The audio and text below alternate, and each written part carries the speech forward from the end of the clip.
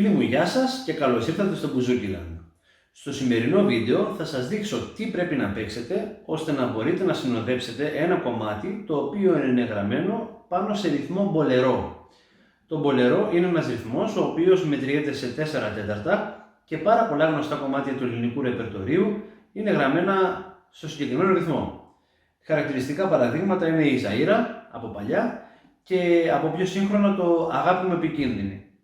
Πάμε τώρα να δούμε και τις δύο μορφές που θα σας δείξω. Η πρώτη μορφή είναι η σχετικά απλή και στη δεύτερη μορφή θα προσθέσουμε ένα sweep, ένα σκούπισμα των χορδών, το οποίο θα δώσει ένα πολύ ωραίο χαρακτήρα στο ρυθμό μας. Πάμε από ρε μινόρε λοιπόν. Η πρώτη νότα είναι η ρε, θα τη χτυπήσουμε με την πένα κάτω και έχουμε 1, 2,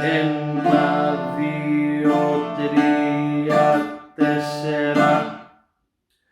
Αυτό είναι το μοτίβο που χρησιμοποιούμε και τώρα επειδή δεν είναι όμορφο να παίζουμε μόνο το μπάσο ρε, μπορούμε να κάνουμε δύο παραλλαγές. Η πρώτη είναι, επειδή έχουμε τρία μπάσα συνολικά, ή θα παίξουμε ρε, ρε, λα στο μπάσο ή ρε, λα, λα. Πάμε να το ακούσουμε στην πρώτη μορφή με τα δύο ρε και τον λα.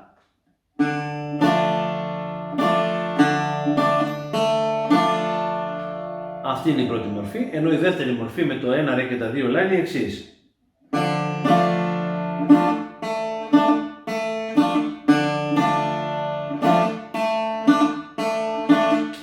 Αυτή είναι. Αυτό θα ακουστεί ως εξής σε κανονική ταχύτητα. Η πρώτη μορφή με τα δύο ρε και τώρα θα παίξουμε τα δύο λα.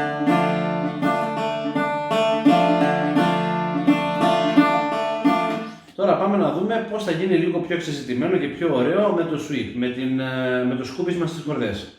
Το ίδιο πράγμα.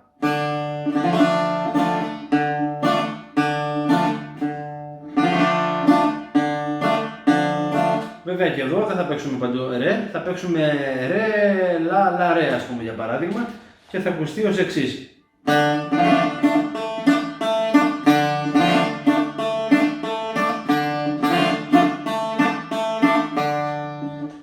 Κάπως έτσι θα ακουστεί, δεν είναι ιδιαίτερα δύσκολο, με λίγη εξάσκηση νομίζω το έχουμε.